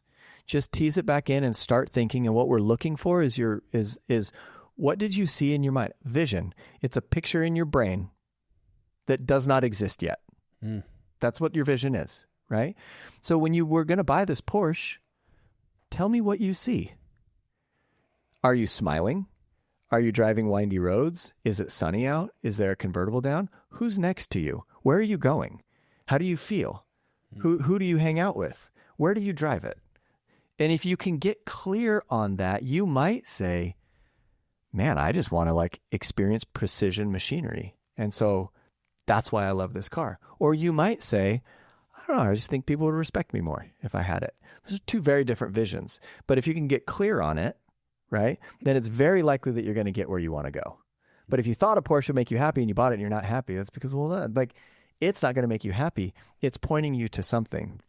So, Ty, when you started knocking doors, when you went out for that first summer, what'd you see in your head? And this is what I would tell you. I saw myself smiling when I got back. I saw myself worry-free. I saw myself with friends, and I saw myself snowboarding. So the vision is if you work really hard now, you'll be able to experience college without a job, and you'll be able to like snowboard and like have fun with your friends and make experiences. That was my vision. Small vision, right? But I was also developmentally pretty small at the time, right? So as you expand, as you develop, your vision needs to develop. My vision is much bigger now than it was then. But the point is this, that vision, that thing that I saw in my brain, right? It was enough to say, hey, you're going to encounter rejection. That's fine. Hey, you're going to miss like your friends' weddings. You're going to work Saturdays. You know, like no time off. Some days you're going to work for free. And I would have told you if it means that this picture in my head becomes a reality, I will do that. No problem. Right. And so then when I was working, I was like, man, this is hard, but it's not like I want to go home because then I wouldn't get the picture in my head. Right. And then I can tell you that picture in my head now, I can't tell if it's a memory or the original picture because I created it. Like Covey says that all things are created twice, spiritually and then in reality. Yeah. So really, if energy is a creative building block, right? And you say, hey, I want to get married. Think about, just stop for a second. What do you see? What's it going to be like? Who's next to you? What are you going to do? Where are you? Right? Get clear on that vision. What does it mean to you? What are you going to talk about? What kinds of things are you going to do together? Get very clear on that, and then find someone that has the same vision. You will have it in your life, right? But most people just walk down the path and they never stop and look into their head and say, what is that? What is that picture?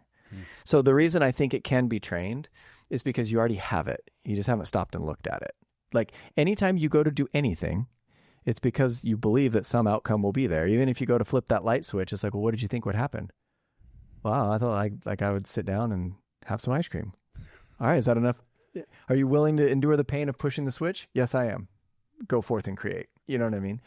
And so I would say to anybody that's having a hard time on the path they're on right now, number one, what do you want? Stop and close your eyes and look at the picture in your brain. What do you want? I want a motorcycle. Why? Why? Picture yourself. What do you see? Tell me what you see. Or I want to be a leader. Cool. What do you see?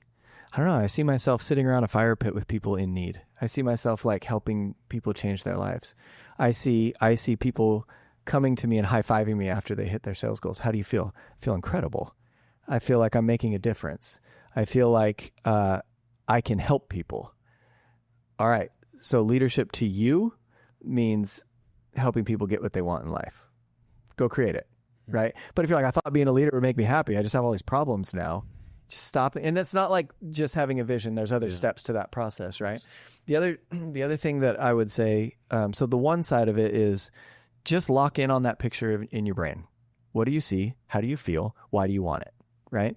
Then on the other side, I think that's one way to create vision. If that doesn't work, I learned in marriage counseling that all frustration comes from unmet expectation. So if you're frustrated, so in 2010, I was frustrated. I felt like I'm doing this for the money and I'm not happy. Okay, stop. That means you have a vision that you're not realizing. It's not that you don't have a vision. It means you do have a vision and your current reality is not matching it. So why are you frustrated? What did you think was going to happen? What did you think? Where did you think that you would be? You can get a vision that way too, right? So you could say, for example, I had this discussion with my wife just the other night. How long have you been married? 9 years. All right. How's he doing in marriage? His wife's in the room. Oh, I don't. 9 married 7. So I've been married. I'm coming up on my 20th year. And my wife's the best person in the world, but you know how it is when you talk to someone that much, sometimes the talking doesn't go well, right? Yeah. So the other night we had this thing where we were talking and I said something and, she had an adverse reaction to what I said. She was frustrated, right? So she said something, I replied, she got frustrated. There was a vision there. What did you think was going to happen? Why are you mad at me? And she's a great communicator. And so she came to me later. She's like, hey, earlier when I said that, I wasn't trying to get this from you. I thought maybe that you would sympathize with me. So the fact that she articulated her vision, I was like, oh, well, I could do that. I'm sorry. I definitely sympathize. She got exactly what she wanted because she focused on the vision. She just wanted some sympathy. But if you don't know what you want, you should be mad at me for 3 days. And you're still not going to get what you want, right? So anyway, that's a really, really, really long answer. But I'm really passionate about vision because I think that if you can just stop for a second and say, what is it that what is causing that energy? This thing that you want to make, there's energy that you can't create or kill behind it. So follow the trail just a little bit longer. And what's at the end of it? Well, at the end of it is contribution. At the end of it is freedom. At the end of it is happiness. At the end of it is safety. All right. Is that enough to have you endure the pain of this path? It is. Cool. You're going to make it. Everything else we'll figure out. Everything else we'll figure out. But most people don't get where they want to go because they just, there's that quote. I can't remember who it is. I can help anybody in the world get what they want. I just can't find someone that can tell me what it is. Right? Something to the effect of that. And I want to say it's Carnegie, but I don't know if it was. But it's that idea of you can have what you want. Now, if you want $1 billion, I don't know if you can have $1 billion, but if you want financial security, you can get that, right? Or if you want the chance to have experiences, Tony Robbins does that thing where he says to people like, what do you want? And they're like, oh, I want a jet. He's like, do you really want a jet, or do you want the freedom a jet provides? Because a jet costs $100 million in this case, or you could rent a jet 3 times a year for this. And it like completely unlocks people. They're like, yes, I want freedom. All right, go make it, I resonate with this so much because, I mean, one of the things I was going to ask was, but you already kind of answered it. What time are we on? I'm just making sure that's still recording and I haven't filled my hard drive. So no, I just want to, one of the things I was going to answer, but you answered it within itself, was, how do you teach it? But to teach it, you just ask somebody to sit.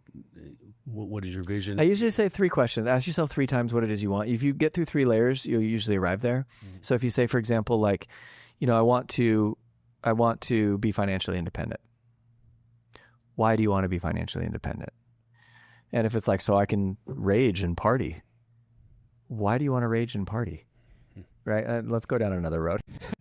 That's going to lead you down a different path. Or if it's like, I want to be financially independent. Why? Because I wasn't as a child. So why do you want it now? Because as a child, I was scared. And I love my kids and I don't want them to be scared. Okay, why don't you want them to be scared? Because I believe it's my role as a man to be a provider for them. And I'm only going to be successful if I can provide safety and security to them.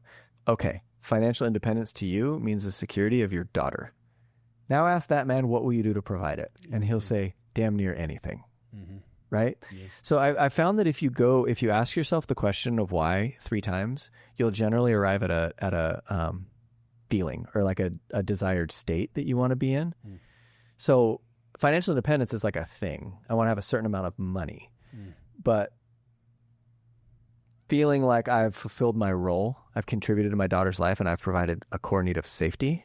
Well, that's an end state, right? A feeling of safety. That's an emotion. To feel a certain way, to create a certain reality. That's I would say the easiest way that I found to find it. No, that's great. One of the reasons that it's great, I have one other thing I wanted to talk about with my personal experience as well, just to hit on some of the stuff that you were saying. But just when you're saying that, that's why I love talking to you. It's why I listen to our podcast so many times. There's so much food for thought in this stuff. But, it's that constant chase for the thing, the watch. I remember when I got a Rolex, and I just said, well, if I make $1 million, I'm going to buy a Rolex. And I bought it, and I was so happy. And I got it, and I was looking at it with abundance, and I'm like, this is amazing. And, then a month later, it was just the Rolex that I put, and I still love the watch. It's a great watch. But it wasn't the thing that I wanted. Like, I didn't, the end state is what I hadn't determined. And what you're talking about, I'm just kind of soaking in everything that you were saying. What you were saying is, by asking yourself those 3 questions, you can determine why you actually want whatever it is that you want. Yeah. Whether it's the financial security, the end state is because I want my daughter to have a different life than I did. You can come to a determination. So when you do achieve something, right, because at what level I don't need to make $1 million for my daughter to have financial security. If, I make a certain amount and she's in her school and everything's fine and she's fed and she's well and she has a good friend group and she's loved and I'm there and I'm spinning, she's safe and she's everything past that is fluff, and it's just the chase. But sometimes in the chase, me included, I'll raise my hand, is I can get so lost up in the next thing, and fail to realize how amazing and beautiful it was that I actually attained the thing that I wanted a long time ago. That's right. Yeah. That's step 2. So step 1 is the vision. Step 2 is like what metric indicates the vision. Mm-hmm. So for example, if you can identify that, hey, I want to provide safety for my daughter, then you say, okay, what's the number? Or what's, is having a home, that, your own home, being a homeowner.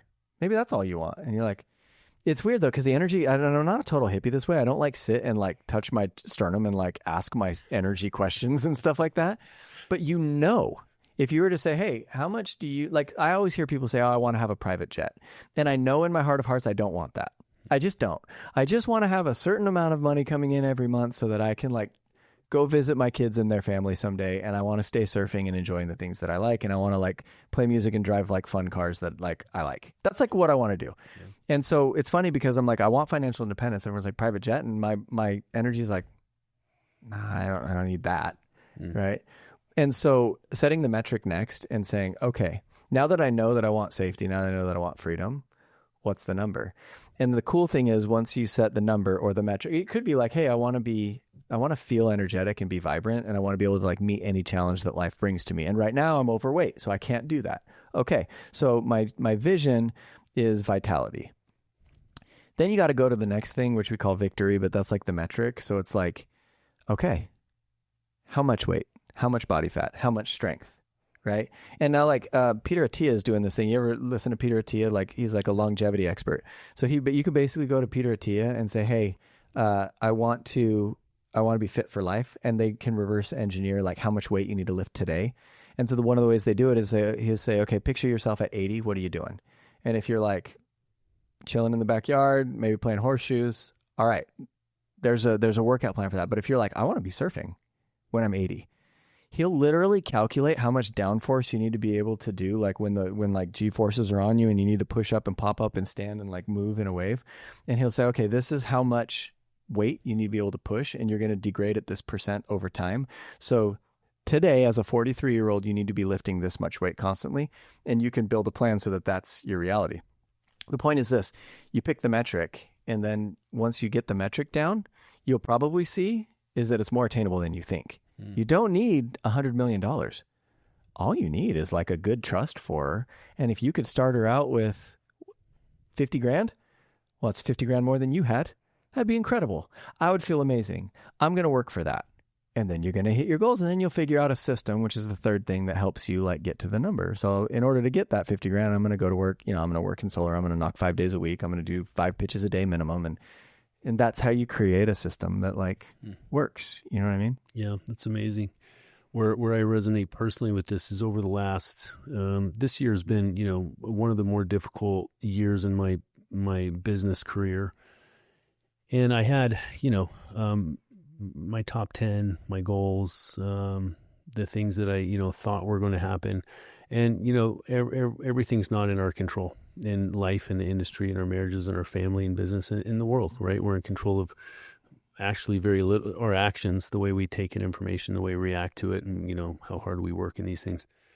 But what I found through it was I lost a lot of my vision. Because I thought my vision was on this trajectory. I thought that I was going to have, this was going to happen and that was going to happen. And through, a tremendous amount of, uncontrollable things that just had an effect on my life and my business, I lost my vision. And, over the last, really the last 2 months, 3 months, I've started to decompress. And really the last 30 days, I've just really started to, I was speaking with one of my guys, Joey, and we were talking about goals and top 10s. And, and we always talk about top 10s and goals. This stuff that really common stuff. With the times I do get people in mindset, it's like, what's your top 10? What's your goals? And I realized that almost my entire top 10 list was no longer in my mind. I mean, the key things, the investments that I wanted to make, property list and some of these things. But my primary vision had changed so drastically that it was when I went to envision it, it was gone. It was in mental chaos. I've written my top 10 so many times prior to that it was almost like a scroll in my mind. And when I went to envision it after he spoke of it, I realized it was gone. And really kind of reigniting that over the last 30 days and kind of tapping back into like calming my central nervous system and realigning abundance and the law of attraction and what I want in alignment. So I really resonate with what you're saying. Now my next job, and this is why I love these podcasts with you, is kind of go into the top 10 and really ask myself the 3 questions on each one. Why do you want it? That's what I'd say with the top 10 is the top 10 is great. But if you don't have the why do you want it behind it, like that, again, you can't kill energy, right? You can move it around and like reappropriate it, but you can't create it and you can't kill it. And so if you can get the top 10 is great. What's greater is the core like fuel behind it, why you want it. Right. And so I see a lot of people, and I, myself included, like I'm on a journey. I'm figuring this stuff out. I might have a different theory a year from now, but right now this is one I've got. And so, I set a lot of goals, and then a lot of them I don't get done, but then a lot of them are like, well, that was what I like. Why did I even want that in the first place? You know what I mean? And so the vision piece of saying like, okay, this is what I ultimately want. This is what's going to help me get there. And that's just like kind of the constant the constant game. But I have found that you can teach vision. You can find it. It's easier than you think. It's already there. You just haven't looked at it, right? Like it's fueling you already, right? And if you can lock in on it, then, the thing I share pretty openly with our sales groups is my core like professional vision is optionality. It's like the main reason I do pretty much everything that I do, right? So just want to have options, man. Like whatever I can do to expand my options. And so I'll give you an example. I took over this seasonal sales channel. I didn't used to run that channel, and that was given to me as a stewardship, a couple months ago. And there's no extra pay attached to it, and there's no positional increase. It's just more work, right? So they say that in the SEALs, like the reward for hard work is more hard work. Yeah. And so they basically said that, Paul Dixon is my boss, and he also say do more than what you're paid for, and eventually you'll be paid for what you do. Yeah. Right. Yeah. And so he came to me and he's like, hey, we're going to shift some things around and this falls under your stewardship now. So you might look at that and be like, it's a ton of work. It's a ton of work. And so you might look at it and be like, why are you doing it? Just so we can get your perspective, the audience can get your perspective on a ton of work. How many megawatts is a ton of work? I mean, that channel does 75 to 80 megawatts. Yeah. It's a lot. It's a lot of work. It's a ton. And it's new, so it's like still, they're great leaders. Here, do this thing. Yeah. As a here, do this thing. Yeah, yeah. Huge. Yeah, it's like if you're like in the process of remodeling a big house and someone's like, can you do mine too? And you're just like, oh gosh, like, all right. So it's a ton of work, but when I think about it, I have energy for it. Yeah. There's energy there. I want to do it. Now, why do I want to do it? Ultimately, to save you the spiel, I know it'll increase my optionality, so I will do it. I'll do it for no extra money. I'll spend the time. I'll work late. I'll travel. I'll sit in the conversations. I'll recruit the people. I'll be embarrassed sometimes. I'll make mistakes. I'll fix stuff. I'll do all that. I'll work with new people, and I know we'll build something great. Why do it? Well, because I believe that somehow this will lead to more options, and I might take that option. I might not. I might take it, I might not, but I will do almost anything for options. But it was my wife. I have two daughters, and they're really close in age, and so now they're in middle school together. They're like 18 months apart, and they're just becoming like these little like cool girls that like they're good dancers, and they have these like cool personalities, and they've gotten on the Benson Boone train. What you know about the Benson Boone train? I know who that is. Yeah, it's because you're like a strong guy with tattoos and stuff. Jumps up on the piano and does a thing. Is he like a closet Benson Boone fan? No, I know who I saw his clips on. He actually was a really He's good. Singer. He's a good singer. He's a good performer. So my daughters are on the Benson Boone I train. have a poster. All right, there. That's You have the jumpsuit. That's fine. He's like the new age Freddie Mercury. But anyway, so my wife's like, hey, I would like to take the daughters to a Benson Boone show. And I was like, that's awesome. You should do that. And she's like, the show is in North Carolina. And I was like, well, now it's up to you. Yeah. But here's the thing. We had the option. When I was a kid, my parents were great parents, hard workers. We didn't have money to fly across the country to go to a concert, And so we had the option. She took the option. She could have also, there's a lot of things we don't do, but she did that. And dude, that in like the simplest form is why I work. Because it's like, I made this comment the other day where she sent me a house on Zillow. And I kind of had the thought, I was like, are you sending me this because you hate it? Are you sending me this because it's so awesome and we like architecture and want to look at it? Do you want a new house? Like, what do we want to do? And it was cool to even be able to ask the question. Yeah. Like, do you want to move? Oh, no, I just thought it was cool. Okay. Well, if you wanted to move, are we going to move? I don't know. We talk about it. Like, but it's not like, yeah, right. How could we ever move? And so, someday will there be a growth opportunity for taking on this channel? I don't know. Maybe. And if there is a growth opportunity, will I take it? I don't know. Maybe. But I definitely want the opportunity to say yes or no. That's powerful. I just know that fuels me, Yeah. No, that's super powerful. I don't want to go too long. I guess one of the last things I want to hit on is your creativity. So the three things, who told you the three things? Sean Branchley. And it's funny because I actually asked him about it because I'm putting this in this book project. Did he remember telling you? No, he had no recollection. Changed your life. Literally, I told him, I was like, dude, it's like Fast and the Furious. It's like Talladega Nights. Like when he's like, I lived my whole life by that. Yeah, you can even be fifth or whatever. And I was like, man, I lived my whole life by those three rules. But yeah, it was Sean. Well, the things were, state them again. Number one is there's no rules. No rules. So I thought that I had to do things the way I'd always seen. And then it was creativity, and then work your ass off. Work like hell. Yeah, there's no rules. You need to infuse your talents into your opportunity. Mm-hmm. Infuse your talents into your opportunity. Yeah. So if you're creative, be creative. If you're a networker, then network, right? Yeah. And then the third thing was beat everybody so badly that there's no question why you're in that role. So this is, I see so many people come in, and I have a very creative mind, like doing decks and making, that's why I vibed with the Relentless logo so much because of the story. If anybody wants to hear the story of why the Relentless logo, go back and listen to, I think, our original podcast. Dude, my whole family loves penguins now. We watch like penguin shows on TV and stuff. Well, because my kids will probably have a penguin someday. They're relentless. Yeah, dude. They're the most relentless creature. In my head, yes. And that was in my head too. I've said that story so many times. But so I'm very creative, and some of the things that I love is, I love doing the decks, I love doing trainings, I love creating art and doing my Instagram and all the little things that I love that. I'm a very creative person. I like to apply that. So I've always really vibed with you and kind of but I see so many people come in and, I've tried to, you try and tell them there's the only rules here are don't break the law and don't take advantage of homeowners.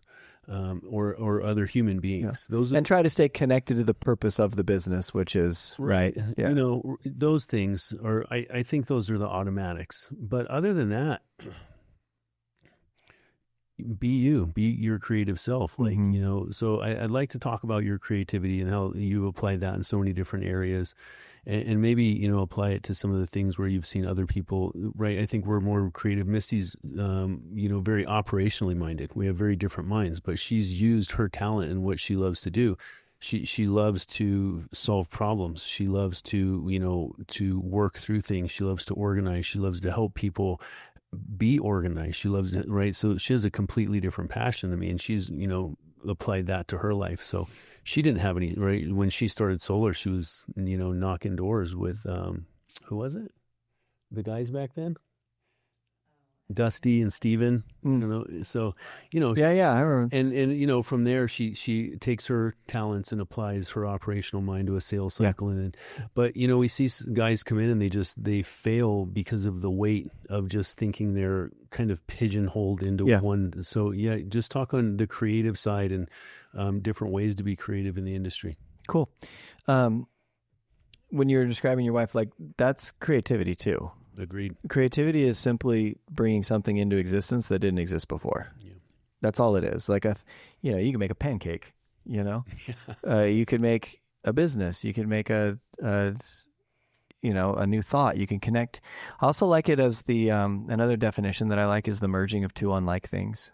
Like think of like, a lot of times like what makes art good is like, oh, I never thought about putting that. Like look at the Sistine Chapel. I never thought about putting that on a ceiling before. Yeah. Like it's just like a different way to do this. Like if that painting was done like on the wall, probably wouldn't be that big of a deal. In fact, if you've been to the Vatican, there's lots of stuff on the wall. I don't remember any of it, but I remember that room, It's also cool that like it was painful. Like Michelangelo hated that project for a lot of it. Like, his back hurt. He kept dripping paint in his eyes and all that stuff. Made him like, it was a pretty serious story, but he hated it. Yeah. Right. And so I think, here's the challenge with creativity. Is if it's not checked, it can be a little unproductive sometimes. It's productive creativity is what I really like, right? And this is something I have to battle because if you leave me alone with no rules and no priorities, I'll design the fall line of like the brand's like apparel, and I will stay with it until it's perfect. I'll spend 200 hours on it. I don't get tired of it. I like the process. I like making stuff. I like it to look good. That's not a good use of my time. Right. And so it has to be, there is like a check there, but here's the deal. I think that we're born creators, right? And there's a quote, I can't remember who said it, but we're born creators until society squeezes it out of us. Like, so if you think about a kid, they're always making songs and making pictures and making plays and making forts and making like scenarios up constantly. So you're born that way, right? And that's before like society gets its hooks in you and before like you become subject to other people's like opinions and things like that. So at our core, that's kind of like who we are. And then once you make something, how do you generally feel? Well, you feel energy. You want to show it. Like when your little kids make you a picture, they want to show it to you, or hey, we made a fort, come look at it, or I made a song, come listen to it, or I can do a wheelie on my bike, check it out, right? And so there's energy there, right? And so one of the things that I've found is I think everybody is only going to be happy if they're creating.